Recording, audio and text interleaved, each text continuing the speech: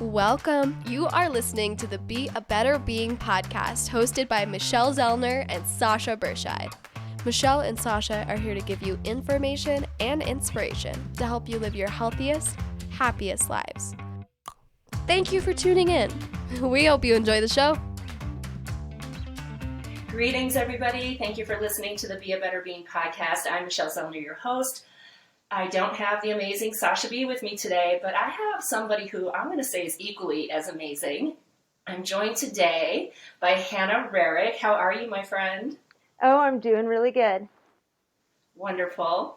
So I'm not going to give too much away, but if anyone has read or listened to my book, you are going to recognize this gal. I actually wrote about her in my Movement is Medicine chapter.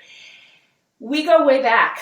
Just did a little bit of math and recognized that it is 20 years as of this recording. So I met Hannah in 2002.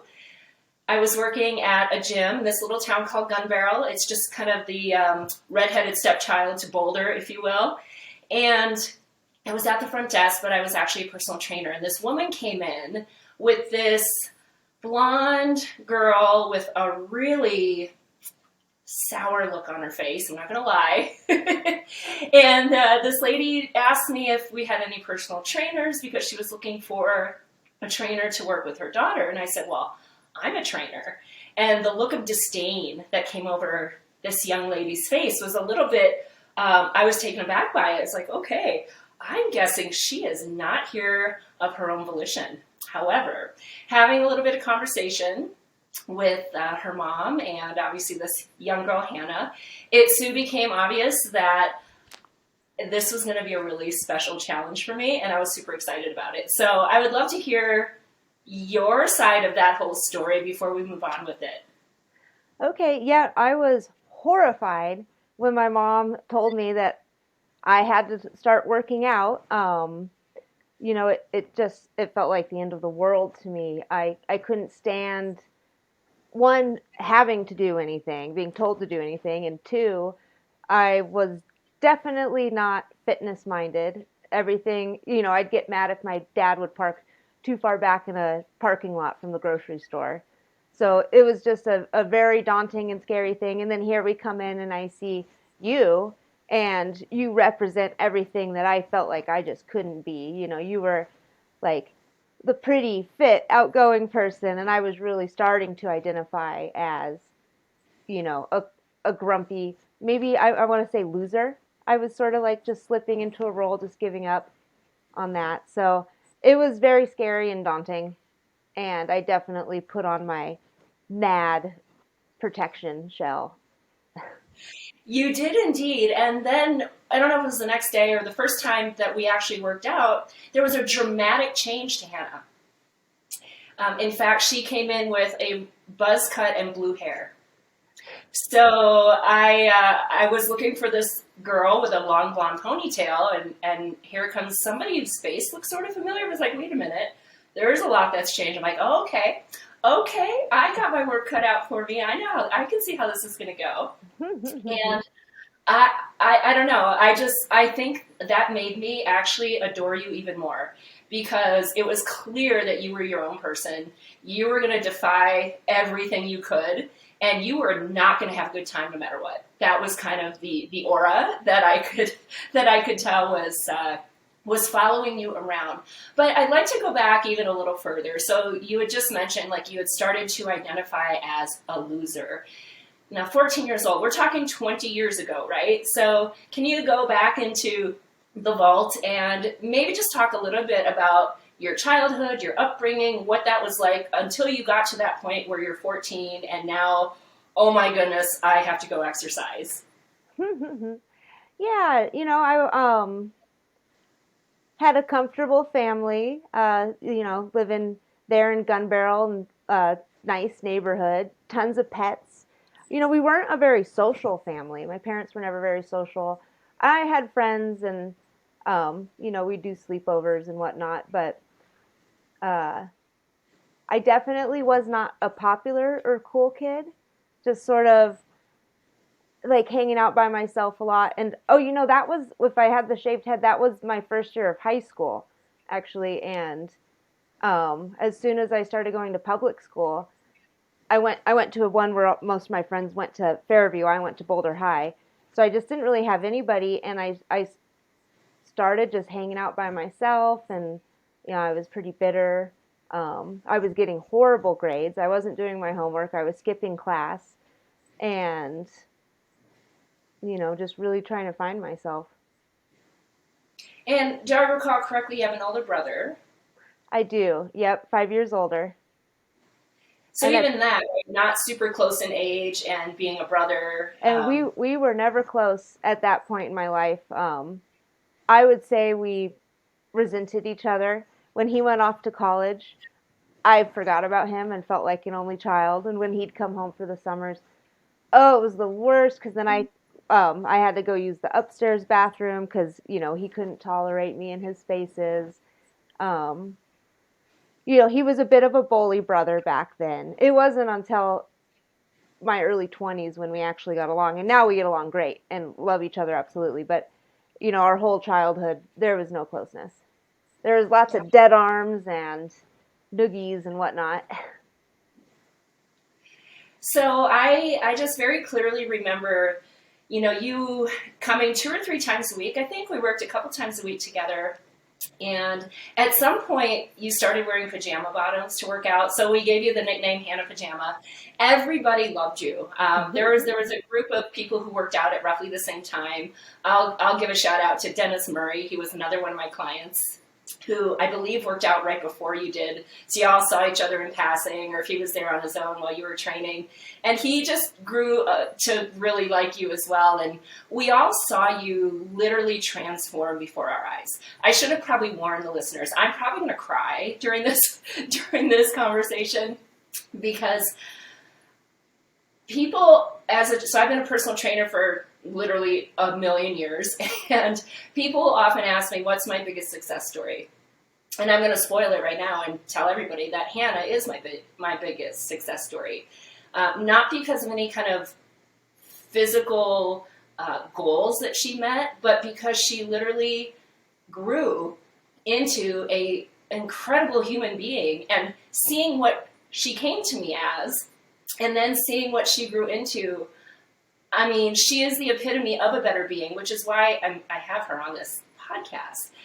So if you could, Hannah, just tell the listeners a little bit about how you started to make that shift, whether it was because of exercise or what exercise did, or what even coming to that gym in Gun Barrel with people who saw you regularly and gave you attention, positive attention. Like, what did that do, and how did that play out over months and years? Mm-hmm. I think it made me realize that I don't have to be just like people for those people to like me, because I was pigeonholing myself as a loner and a loser because I wasn't like any of the people I would see in magazines or on TV. So I was like, okay, well, I'm other.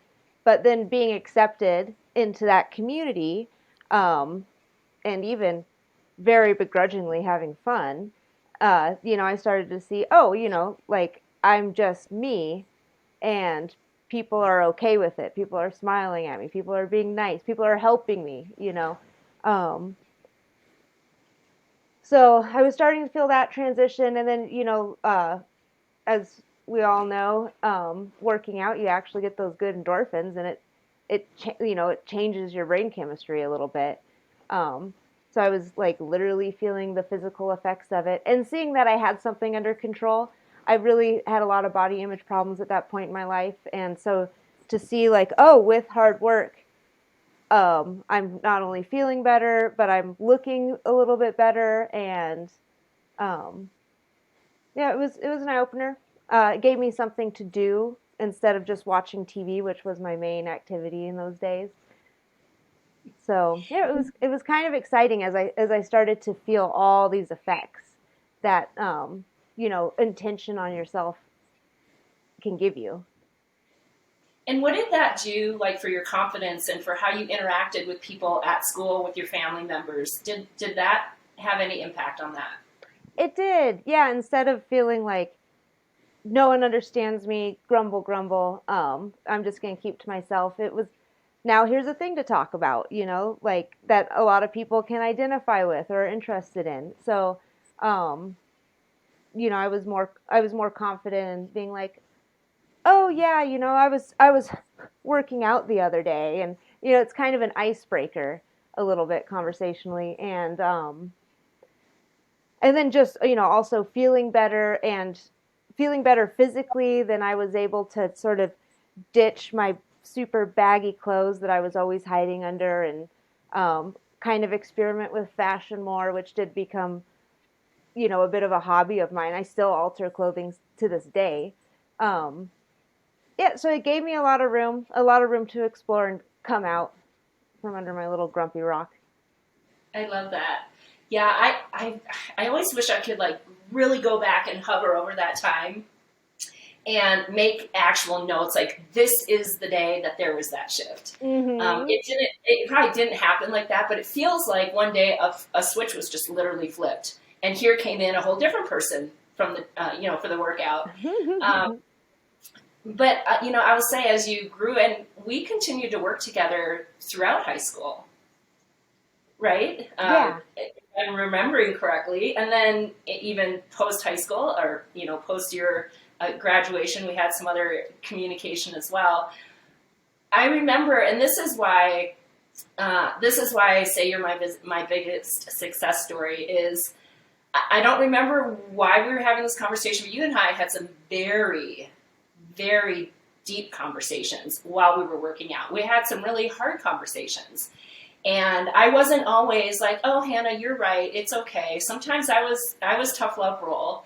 And yet hearing your perspective of why you were thinking, or, why you were mad at your mom that day, or what you didn't like about how you were raised and where you were, I think I offered a little bit of different perspective, and maybe took the Yeah. side of your parents a few times that you maybe weren't expecting, because we did have a friendship situation. I wasn't that old. I was only 10 years older than you, roughly, right? So Mm-hmm. in the grand scheme of it, I certainly wasn't old enough to be your mom. So it really wasn't a huge age difference. And yet seeing you mature and grow, it did develop into a friendship. But one day, I still can see it in my brain, you were sitting on the leg press machine, and we were talking about something really difficult. And you looked at me and you said, you saved my life, right? And I mean, like, still, I get chills and I want to cry about that, because no, I didn't know that, actually. Can you share a little bit about where that came from, and what you meant by that with people? Yeah, I think a lot of it was you I like talking to you was different than anything else I had. I felt like adults were disciplinarians. I was always in trouble at school. Like usually if I was going to be open with an adult, it was like because I was in trouble, or there was the risk of that, or my parents were going to be told. And then talking to friends, we're all just like, yeah, parents are the worst. And you can't really get a full picture and grow much if everyone's just being a yes man for you.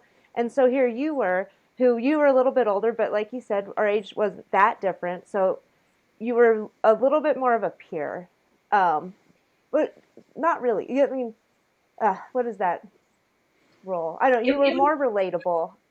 And it yeah, was, it was definitely an interesting dynamic. I mean, certainly, uh-huh. Yeah, you and were, even for me, oh, because most of my clients were my age or older, right? So mm-hmm. here's this little teenager coming into my life, and not having, teenagers around my life at all. You were a very unique and special client relationship as well. Mm-hmm. So yeah, when you would disagree with um, my opinions that I like about my situation, it was easier for me to actually hear what you had to say versus being like, stubborn and protecting myself. I didn't have to do that with you. It was an open, safe place to talk and to, listening to your advice. It was different than any advice I was getting, and it really did help bring me out of my shell in that time. It really made me have to look at things from different angles. And if I can't just focus all my hate at my parents, and here's someone saying, they don't need that. Like, that's not warranted. Well, then that's great, because then that's diffusing the hate a little bit, making me actually think about it, because, like, being a hateful, resentful person doesn't feel good. It's not good for anybody involved in that. So it was really nice to have that other perspective. And yeah, I think it really, it did really save my life. Um, it wedged me out of where I was going. I was hanging out before I met you, I was hanging out on Pearl Street in front of the courthouse with the bums and, just really not making good choices. And I was hanging out with people who thought the same as me, who resented their upbringing and thought they had it the worst. And, you're a little bit of a ray of sunshine that I was like, oh, maybe there is like a way out of this. I don't know that you thought of me as a ray of sunshine at that time. I know this is reflection.